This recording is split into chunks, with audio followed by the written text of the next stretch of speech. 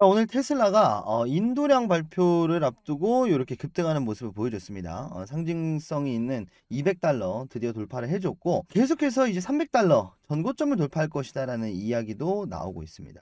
인도량뿐 아니라 이제 앞으로의 실적에 대한 기대감이 늘어나고 있다고 보면 되겠는데 정확히는 기대감보다는 예상치가 상당히 많이 줄어들었기 때문에 결국은 예상치보다 상회하느냐 하회하느냐가 중요하잖아요.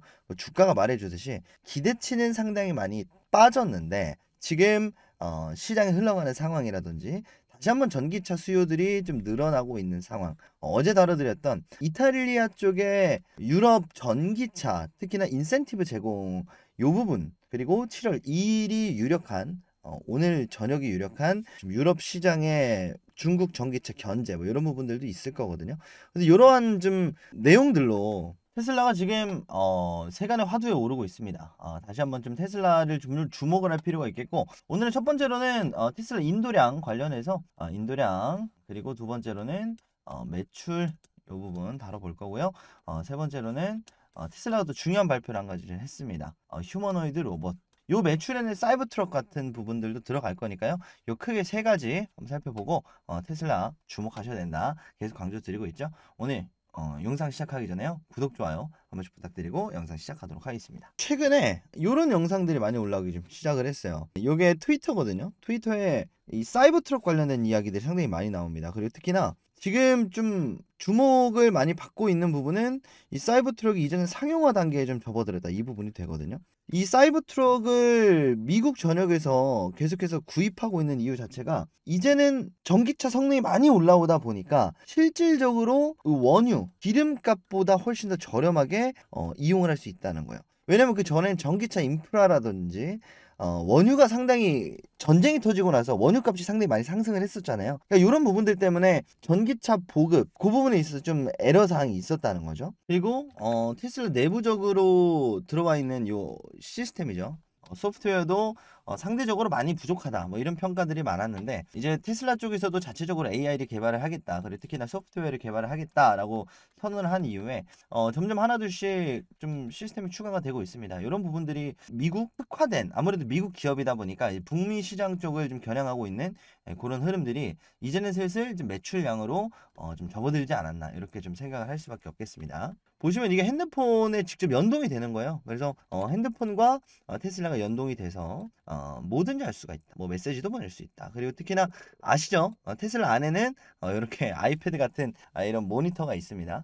그래서 이제 자동 그 내연기관차가 아니라 이 전기차만이 가지고 있는 특색입니다. 그래서 이렇게 뭐 사물을 보는 뭐 미래의 시대가 올 수도 있겠고요. 자율주행을 맡겨놓고 사무 업무를 보면서 출근을 한다라든지 특히나 이 로보택시 그리고 사이버 트럭 그리고 더 나아가서 이제 로봇까지 개발하고 있는 테슬라의 최종 단계는 이 전기차 안에서 모든 걸 해결을 한다 이런 부분에 있거든요. 로봇을 가지고 자율적으로 단순하게 그냥 경로 설정하면 자율주행으로 가는 게 아니라 인공지능을 가지고 막히지 않는 길로 이렇게 가는 인공지능 자동차 그리고 인공지능 택시 이런 부분들 AI 더 나아가서 이제 엔비디아가 주춤을 하고 있지만 결국은 AI 시장에 합류를 한 그런 모습이다라고 볼 수가 있겠습니다. 그래서 인도량이 사실 그렇게 좋지 않을 것이라는 이야기가 많이 나왔었잖아요. 근데 이런 얘기가 또 나옵니다. Optimism about Tesla deliveries boosts its stock 이렇게 얘기가 나오고 있는데 주가에 불을 붙였다. 뭐가 테슬라에 관련된 요 의견들이 이렇게 보시면 되겠는데 번역 한번 하겠습니다.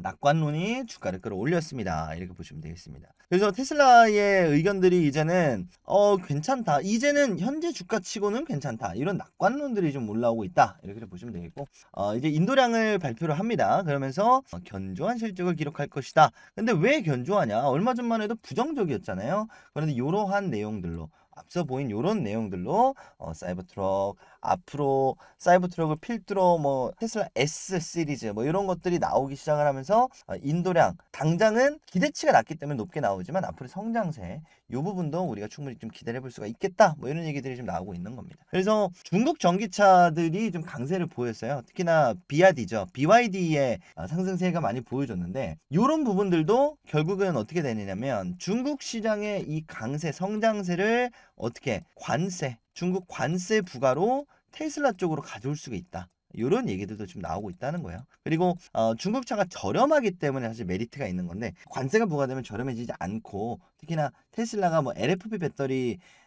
성능을 극대화를 시켜서 이렇게 좀 상용화를 시키겠다라고 입장을 밝혔었던 만큼 테슬라도 이 저가 관련된 부분들에 좀 예민한 그런 업체다 이렇게 좀 알고 계시면 되겠습니다. 자, 그래서 중국 수요는 서서히 돌아서고 있다. 왜? 어차피 이제 관세가 들어서기 때문에 예약이 많이 줄어들고 있습니다.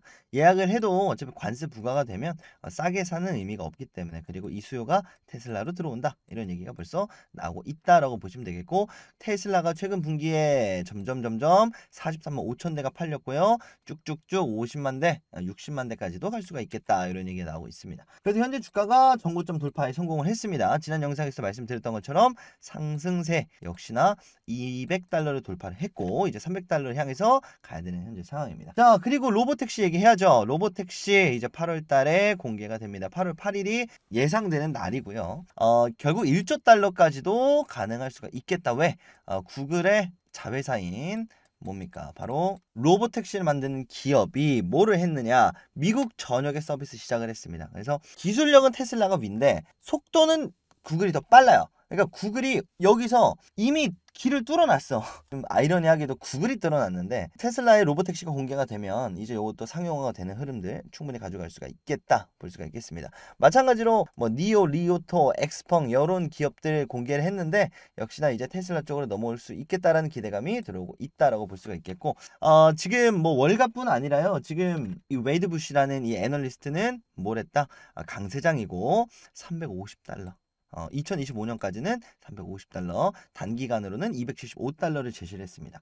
그래서 2024년 마무리되는 시점에서는 아마 300달러 정도는 가주지 않을까 그렇게 좀 생각을 하고요. 왜냐하면 1조 달러, 시총 1조 달러를 넘으면 275달러이기 때문에 그 이후에 내년에 성장성 한 20% 넉넉 잡으면 한 300달러 정도 올 하반기를 예상하고 있다는 움직임이 나오고 있습니다. 그래서 요거 반드시 좀 주목을 하셔야겠고 여전히 주가는 200달러입니다. 다만 세금적인 부분 그리고 요즘 금투세 관련해서 이제 국내장을 떠나겠다라고 생각을 하시는 분들이 굉장히 많으신데 이런 부분들도 뭐 금투세 사실 이제 미국장을 하게 되면 세금 부과가 많이 되거든요. 상대적으로 많이 돼요. 특히 개별 종목을 사면 ETF가 아니라요. 개별 종목을 사게 됐을 때의 그 세금이나 사실 금투세 세금이나 엇비슷할 수는 있단 말이에요. 그러면 이 부분들을 감안을 한다면 조금이라도 더 싸게 사야 된다는 거죠.